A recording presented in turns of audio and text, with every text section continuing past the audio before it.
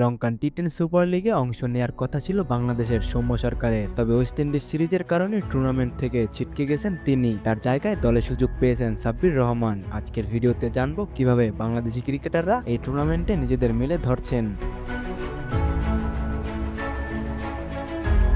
Lankan টি10 super league শুরু হচ্ছে 11 December থেকে। এই টুর্নামেন্টে সৌম্য সরকারের জায়গায় খেলতে যাচ্ছেন সাব্বির রহমান, যিনি ইতিমধ্যে নিজের নাম ঘোষণা করেছেন। সাব্বির ছাড়াও সাকিব আল হাসান, গল মার্ভেলস এবং রনি তালুকদার কলম্বো জাগুয়ার্সের হয়ে খেলবেন। রনি তালুকদারও নিজের টিম ম্যানেজমেন্টকে ধন্যবাদ জানিয়ে লিখেছেন, 2024 সালে লঙ্কান টি10 সুপার লিগে খেলার ব্যাপারে আমি দারুণ রোমাঞ্চিত। একটি ভালো মৌসুম আশা করছি। ঘরোয়া ক্রিকেটে নিয়মিত পারফর্ম করা রনির জাতীয় দলে জায়গা না পাওয়ার হতাশা থাকলেও এই লিগে তার পারফরমেন্স নিয়ে ভক্তদের প্রত্যাশা অনেক।